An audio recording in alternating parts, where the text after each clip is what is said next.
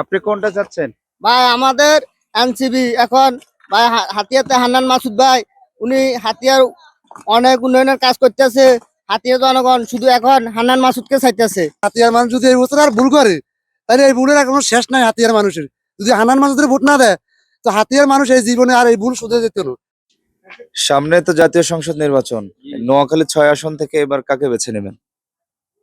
নোয়াখালী ছয়জন আনাতে বাসি নুমা ফজলুল আসিমের হেতে যদি বিএমপিতে যদি নমিশন আনে আমরা হেতন আছি আর যদি স্বতন্ত্র কাগুরি আমরা হেতন লাই আছি কিন্তু হেমিয়ার অবদান আছে আমাদের দেশে।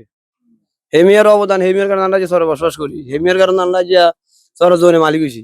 এখন বিএনপি যাকে নমিনেশন দিয়েছেন তাকে জি। দিবেন না কেন? না আগে আগে পছন্দ হয়েছে না ফাত্তি ফাত্তি আগে পছন্দ হনো। মুরব্বী কোনটা যাচ্ছে? আমি হলো স্বামীন সাহেব। আজিম সাহেব আজিম সাহেব আইলি না। আজিম সাহেব হেঁটে যদি দিব না আসে না এটলে তবে আরো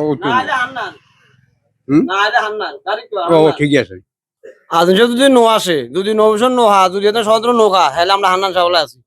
আপনি কোনটা যাচ্ছেন? আমি আজিম সাহেব নমিনেশন না হইলে হান্নান আন্নানের মার্কা কি? এলসিবি এলজিবি শাপলা শাপলাকলি এবার ভোট কোথায় দিবেন?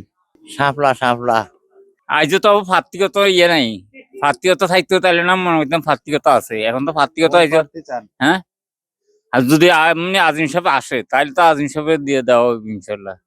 আর যদি আজিম সাহেব না আসে তাহলে তো হান্নান